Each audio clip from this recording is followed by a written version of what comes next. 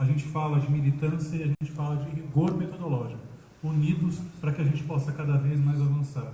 Eu preciso também reconhecer aqui a figura de um amigo também, que eu conheci há muito tempo, e é aqui da região. Eu pude estar com ele em alguns momentos, e desses momentos eu aprendi muita coisa, que é o Paulo Amarante.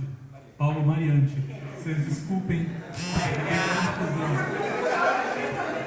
mas uma das pessoas mais dirigentes, uma das pessoas mais, não apenas bem intencionada, mas que tem muito, sabe exatamente aquilo que está fazendo, tem uma diligência em seu agir, uma coerência em seu agir e proceder. Eu conheci Paulo Mariante salvo engano, tu me corrija, mas numa das conferências de direitos humanos, e foi tocando e enfrentando uma situação completamente adversa, que essa figura surgiu durante uma dessas conferências e conseguiu sustentar com ética, com diligência, com respeito aquilo que é o exercício democrático. Sem dizer que, salvo engano, uma das pessoas que aqui da região se mantém como conselheiro atuante, seja no campo de direitos humanos, seja no campo da saúde, entendendo que a saúde é algo amplo e é algo próprio dos direitos humanos. Preciso fazer também referência a uma das vereanças aqui da região, Pedro Torinho, colega que é do campo da saúde, exerce a vereança aqui em Campinas e que deve sustentar e que sustenta também muitas lutas, não só no campo da saúde mental, mas há poucos dias vocês puderam acompanhar o que foi o enfrentamento por conta da escola sem partido, que é uma ideia de escola sem partido, mas com religião, que é uma coisa extremamente esquisita. E não só isso, naquela ideia de colocar a força de segurança pública aqui no município para poder, na verdade, pegar as pessoas que ficam em situação de rua e acabar estigmatizando essas pessoas e criar uma multa absurda para poder ficar sustentando comunidades terapêuticas. Então a gente precisa reconhecer essas vereanças que fazem esse trabalho. A gente precisa reconhecer quem está nessa luta e nessa vida. Por óbvio, eu também tenho que reconhecer aqui a presença de uma amiga que há muito tempo milita e atua, que é a Lumena. Lumena que já esteve tanto atuando no município, lá na nossa região, do ABCD-MRR, eu nunca esquecerei o MRR, porque hoje atuo em Mauá e não posso esquecer de Ribeirão Pires e Rio Grande da Serra. Mas eu conheci Lumena também em seu trabalho em São Bernardo do Campo e depois, primeiro em seu trabalho em São Bernardo, mas também em seu trabalho em Mauá. Pessoa que não cansa de atuar, não cansa de trabalhar.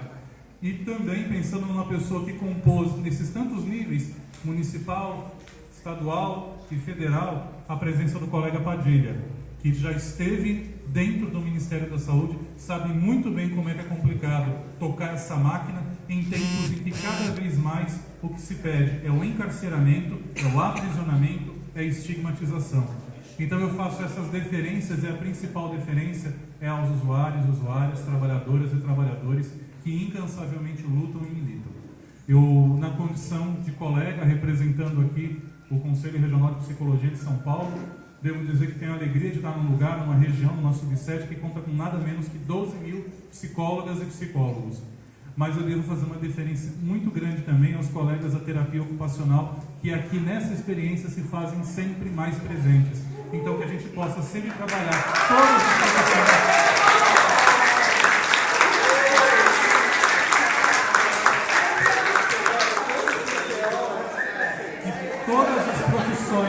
De saúde, quisera que todas as profissões de saúde e todas as profissões que envolvem a seguridade social e o acesso à justiça possam se mirar nessa experiência.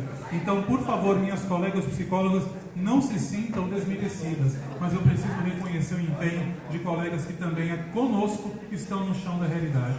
Muito obrigado a cada um e cada uma. Eu agradeço. É dever do conselho estar aqui. Só para poder concluir que essa atividade possa ser, na verdade, apenas a antessala da nossa vitória. Porque, sinceramente, o que estão querendo fazer conosco, passar o rolo compressor golpista, canalha, que vai destruindo políticas públicas, o que eles querem é que a gente fique de cabeça baixa, Quem tem que ficar de cabeça baixa é quem quer fazer golpe. Quem tem que ficar de cabeça baixa é todo aquele que quer destruir a política pública. O que a gente tem que fazer é lutar, é sustentar a verdade, porque a gente sabe muito bem o que a gente está fazendo, em nome do que a gente trabalha, em nome do que a gente milita, em nome do que a gente empenha cada instante de nossa vida. Com esperança, com lucidez e com audácia. Tenho certeza, a gente vai vencer.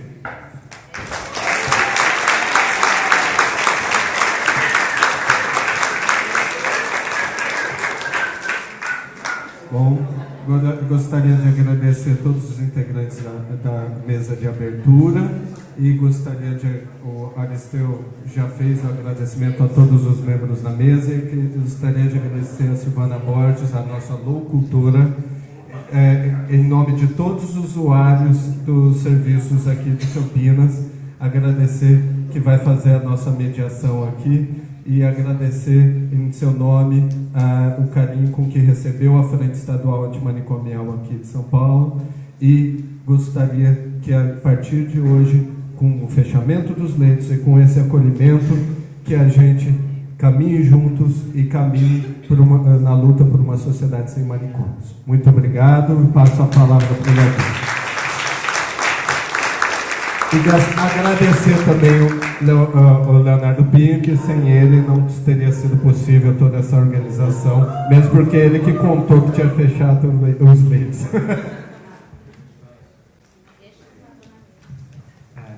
Obrigado a todos e a todas por participarem aqui da mesa, um pouco dar o sentido dessa caravana aqui da Frente Estadual Antimanicomial.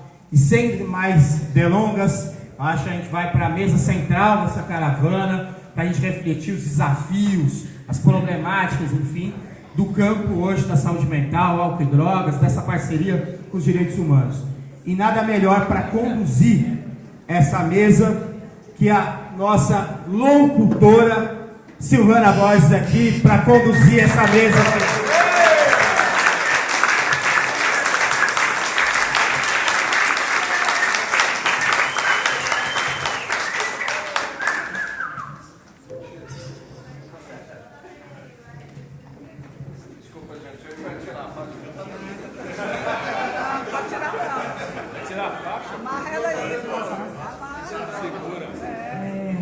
Olá pessoal, tá sem som? Tudo ok? Boa tarde a todos, boa tarde a todas. Bom, para quem não me conhece, meu nome é Silvana Borges, eu sou a locutora Silvana Borges, locutora de rádio do Maluco Beleza, há 15 anos já. Estou na instituição de Serviço de Saúde do Dr. Cândido Ferreira há 20 anos, onde eu faço parte. Comecei como todos nas oficinas do Norte, no núcleo de oficinas de trabalho, comecei lá na gráfica, passei por vários setores, depois na parte administrativa, lá junto com a Juliane, com a Cleusa, e já no ponto de cultura, eu acho que eu estou como recepcionista, costumo brincar que eu sou Relações Públicas, RP, né, que quando chega visitantes para apresentar o ponto, sou eu que recebo as pessoas que estão, as caravanas que estão com a Maria Eugênia, geralmente do Cândido Escola, né, a GG deve estar por aí, né, então é assim. E uma das outras funções que eu tenho é que desde que eu cheguei aqui no Cândido Ferreira, 20 anos atrás, quando, com a morte dos meus pais, meu pai faleceu, minha mãe faleceu mais ou menos, com menos de 20 e poucos dias, eu vim do extinto Bloco 7 da PUC, né, do Bloco de Psiquiatria, através de uma ambulância do Cândido Ferreira que levou um paciente para se tratar clinicamente na PUC. Eu tive a proposta de começar um trabalho aqui no Cândido Ferreira, porque eu queria voltar à minha vida. Meu pai tinha falecido, minha mãe também tinha falecido, meu irmão tinha falecido 3 anos antes, e eu fui incentivada por uma psicóloga da PUC e pelas estudantes de psicologia da PUC que faziam um estágio aqui nesse serviço, nas oficinas de trabalho, me falaram do Norte, me falaram se eu gostaria de conhecer como seria o tratamento aqui.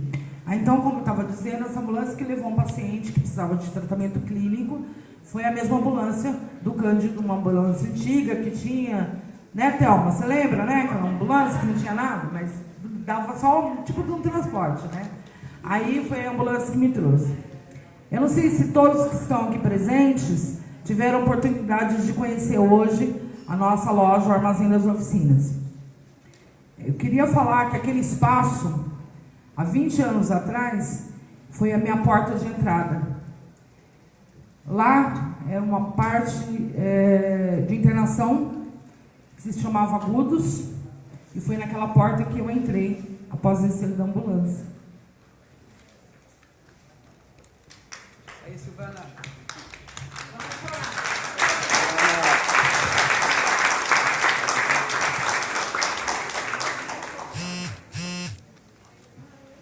Eu tenho 30 anos de psiquiatria, né? Como o Dr. Paulo Amarante falou agora há pouco para mim, na entrevista que eu tive com ele, que a psiquiatria reforma já vem de 40 anos.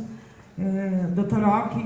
Ock-san, como eu costumo, Dr. Nobusu Ock, que eu costumo brincar, ele se chama de Ock-san, Silvana-san, ele fala que eu sou pós-graduado em psiquiatria, em bipolaridade, né?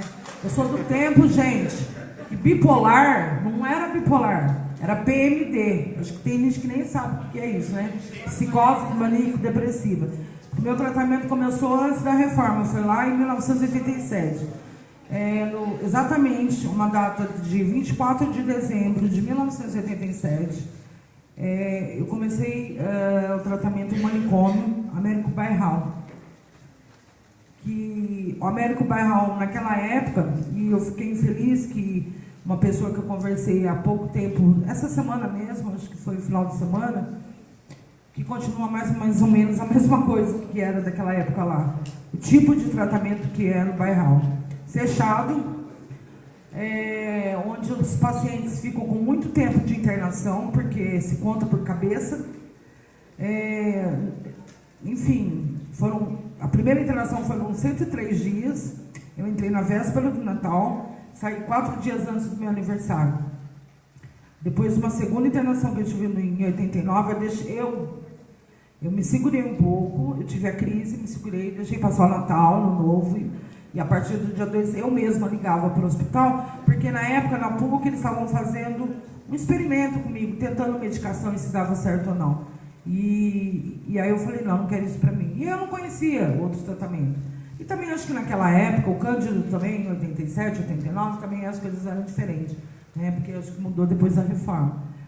Mas foi lá que eu passei por camisa de força. E só quem passa por camisa de força é que pode falar o que é um tratamento desse tipo.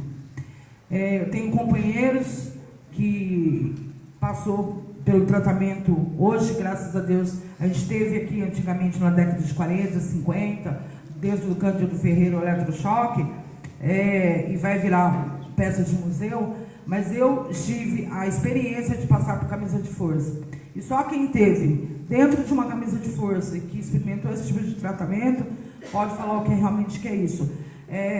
A maioria aqui é psicólogo, tem os vários TOs que foram falados e outros profissionais e companheiros também, oficineiros, que a gente costuma dizer aqui, que são trabalhadores, oficineiros, os trabalhadores das oficinas, usuários de CAPs, dos SECOS, vários SECOS que estão aqui presentes, mas só quem realmente passou por tudo isso sabe as marcas psicológicas que ficam dentro da gente.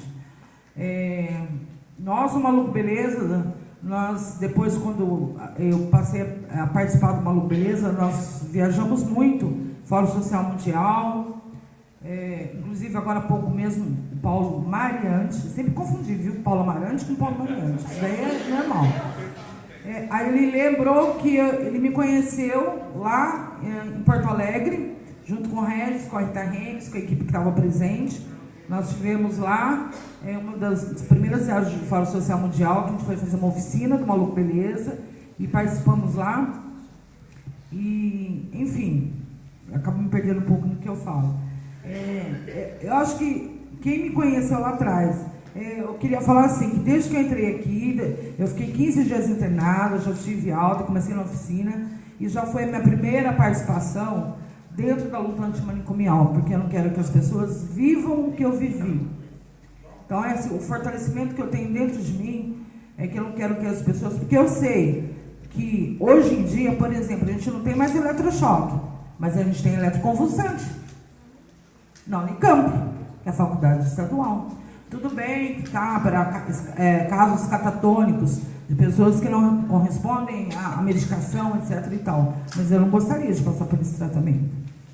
Porque a gente sabe, se a pessoa tiver uma convulsão conforme ela... Além das sequelas que ela pode ficar, o Marçalo mesmo, que foi um companheiro, quem não conhece que o Marçalo, que já faleceu, ele ficou com sequelas, né? E a gente pode até morrer num tratamento desse, né? Mas, enfim, sem mais delongas, acho que se eu ficar falando de mim, eu vou dar espaço para mais ninguém. É que é muita emoção, gente, começar a falar sem não falar. E como eu estava falando da loja, só para completar que agora em março eu reinaugurei esse espaço com arte, com tudo aquilo que vocês viram e apreciaram lá. E hoje eu posso falar que eu sou uma pessoa que eu superei tudo aquilo que eu passei. E supero a cada dia. Que às vezes a gente não pode estar bem. Isso é normal para todo mundo, né? Mas a gente tem que ter força, tem que ter fé e tem que ter garra. Que a gente supera sim. E conheço vários companheiros aqui da luta antimanicomial, desde lá de Alagoas, de Paripueira, da época lá do Collor, etc. e tal, e de outros carnavais, né? Todos aqui que são da luta eu me conheço. Bom, minha apresentação eu fiz e dizer que eu estarei, estou até tremendo um pouco, gente, vou estar mediando essa mesa, tá bom? Eu queria agradecer a presença de todos e dar boas-vindas à caravana da luta antimanicomial, que está passando aqui por Campinas, no momento que a gente vai completar 30 anos lá em Bauru. Dizer que o Maluco Beleza já esteve lá também em Bauru, tá? Numa outra comemoração a gente já esteve lá. Dizer também que eu conheço a esposa do senhor Davi Capistrano, que ela já esteve aqui na época da inauguração do CAPS. Eu conheci. Ih, gente, eu sou muito tempo, conheço muita gente. Hã? Então tá bom. E agora eu quero aproveitar, só antes de começar a mesa propriamente dita, dizer das duas exposições que estão acontecendo aqui no momento, que a Gal me passou aqui, correto, Gal? Eu quero convidá-los para que prestigiem as exposições. Aqui dentro dessa sala, da sala Ana, é a exposição Invisíveis Visíveis. Vou falar um pequeno texto que fala dessa exposição.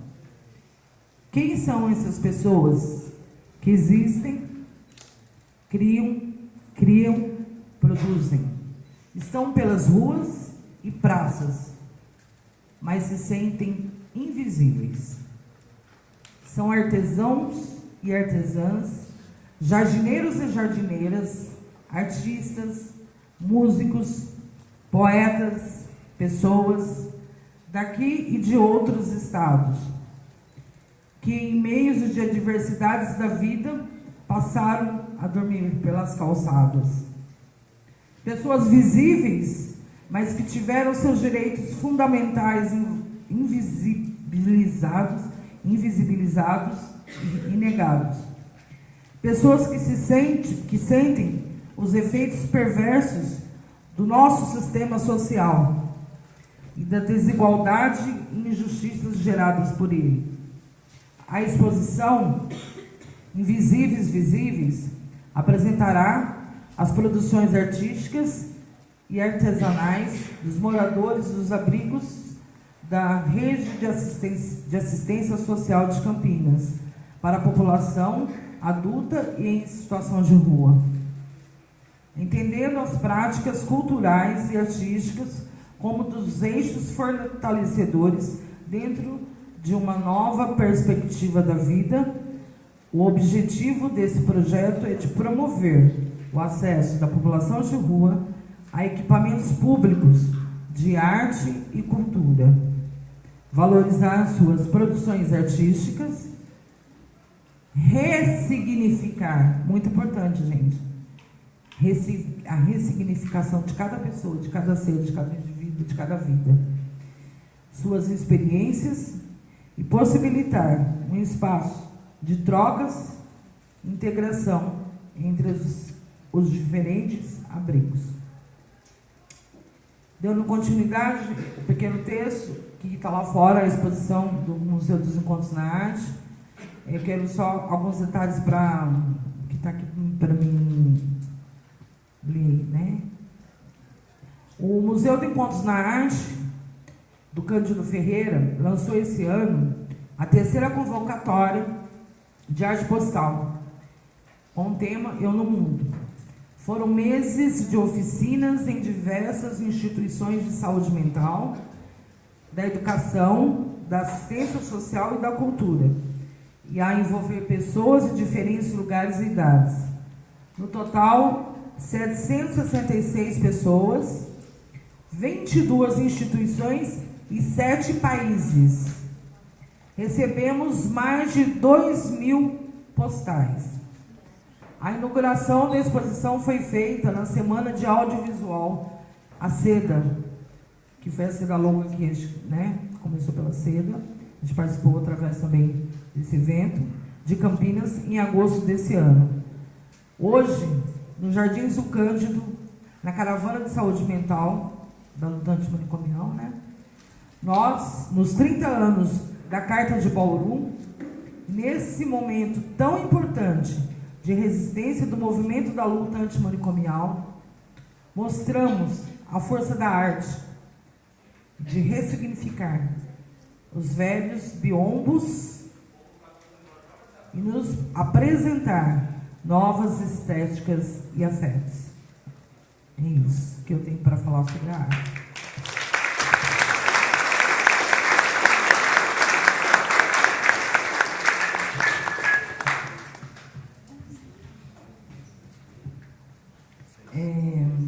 Agora eu vou começar por si, então, a compor a mesa, ok? Só perguntando, tem lugar marcado aqui, as pessoas vão sentar. Eu quero chamar, primeiramente, o senhor Paulo Amarante.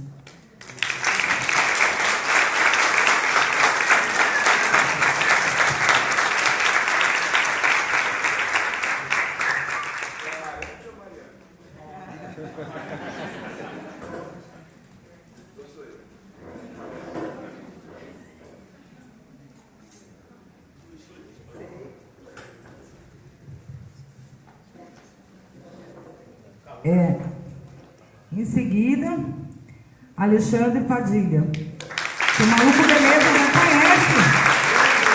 Eu sei que era ministro.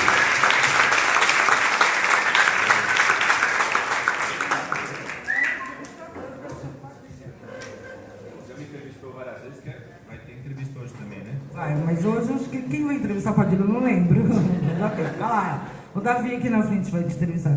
Fique à vontade, sente onde preferir. Em seguida, eu já entrevistei o Paulo hoje e já entrevistei ela também, muito carinhosamente. Ela nos concedeu a entrevista para o Maluco Beleza, a Lumena Furtado. Muito obrigada.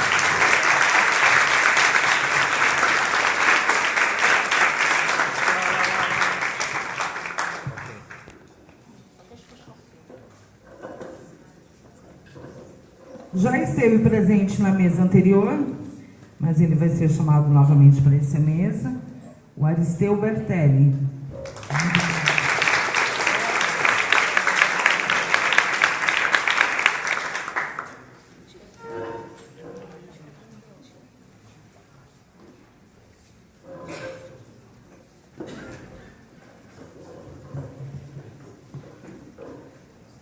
Bom, agora temos, deixa eu ver aqui, tenho aqui, Pedro Tourinho.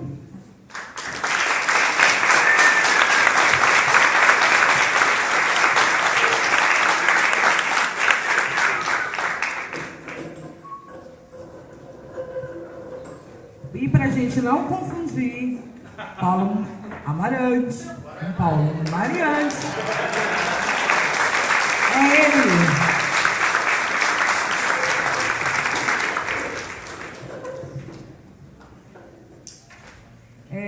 Só antes da gente começar com as falas, antes de passar a palavra a cada um de vocês, nessa ordem que eu disse, né?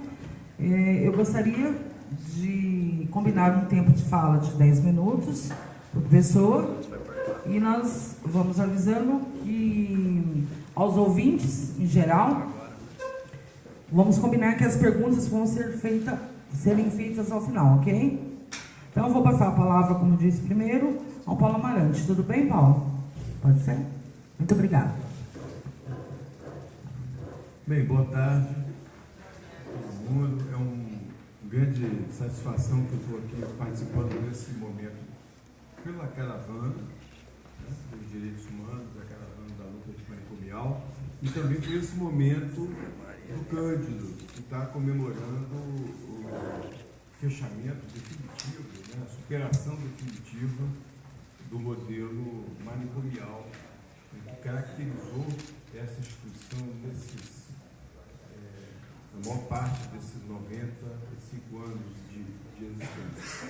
Quero agradecer muito às pessoas todas que me convidaram, mas muito especificamente a Thelma, a Silvana, o Aristeu, o Léo, o pessoal que teve contato, Pedro, Torinho. Com muita honra que eu participo aqui também na mesa com o Pedro Torinho, vereador e apresentou, fiz uma homenagem aqui à Câmara, a minha, na Câmara de Vereadores, e está nesse momento aqui, para mim, é muito importante. Eu vou começar, eu pensei um monte de coisa para falar. A gente vê, depois de ver a mesa, a gente quer mais ouvir também, né?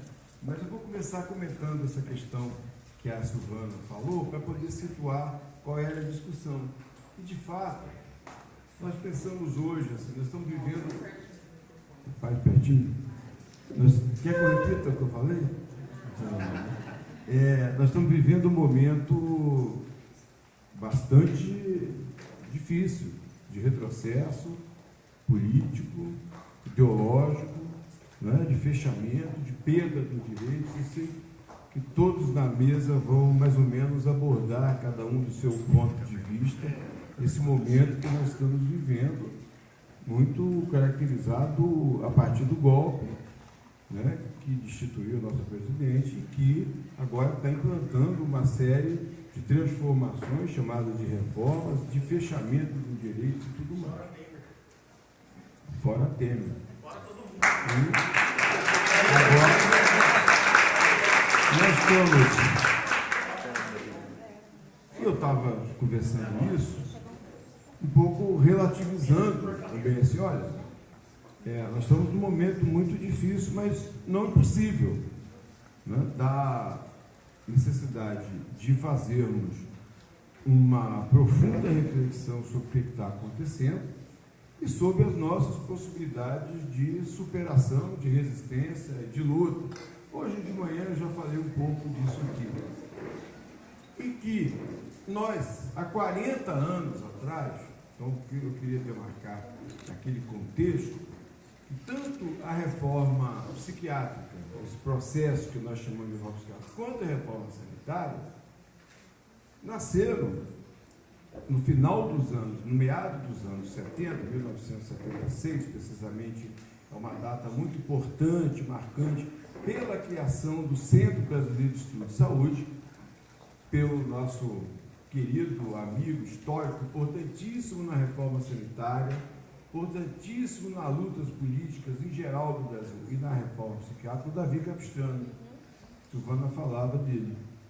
Quando criou o Centro Brasileiro de Estudo de Saúde, o SEBRES, que existe até hoje, Pedro Torinho ainda é uma das militantes permanentes, uma das entidades mais fortes, que, aliás, precisamos sempre aproximar mais das nossas lutas no campo da luta antimanicomial e da reforma psiquiátrica, e que começou a, de uma certa forma, ser aglutinador de um pensamento crítico sobre as políticas de Estado, elitistas, privatistas, não apenas na saúde, mas de uma maneira geral.